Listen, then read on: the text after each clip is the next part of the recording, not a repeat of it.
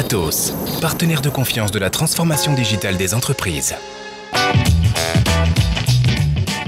La protection des données, c'est vital pendant les JO. Nous en parlons avec Frédéric Charles, il est directeur innovation chez Suez Smart Solutions, juste après ce reportage de Juliane Antoine.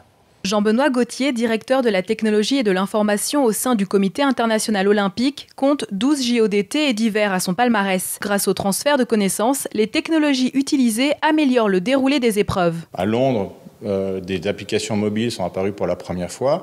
À Rio, c'est l'obligation aujourd'hui d'avoir du mobile. Parmi les innovations, un réseau mobile accessible depuis 4500 points d'accès Wi-Fi dans le parc olympique. 250 serveurs informatiques analysent des millions de données informatiques destinées au public. Aujourd'hui, on pense qu'on devrait être capable de toucher plus de 4 milliards de personnes à peu près dans le monde. Quant aux cyberattaques très fréquentes sur les JO, 200 000 heures de tests en laboratoire permettent de limiter les risques. Générer finalement un ensemble de problèmes et le but est de voir est-ce que les gens les comprennent, est-ce que les processus sont bons. Et on a eu 600 ou 700 scénarios qu'on a pu tourner comme ça pendant 3 jours justement pour que l'équipe soit prête. Le Comité international olympique travaille d'ores et déjà sur les prochains Jeux de Tokyo au Japon où la 5G sur réseau mobile devrait être opérationnelle en 2020. Frédéric Charles, directeur de l'innovation de Suez Smart Solutions. Aujourd'hui, en cybersécurité, l'enjeu, c'est la protection des données mobiles.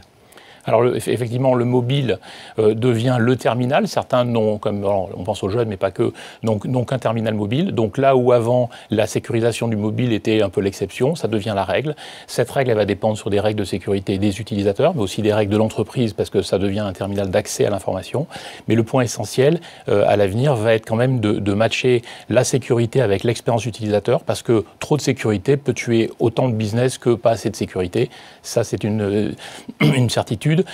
Ça veut dire qu'on va aller vers une sécurité dynamique qui va s'adapter en fonction des profils, des transactions et des utilisateurs. Merci Frédéric Charles. Atos, partenaire de confiance de la transformation digitale des entreprises.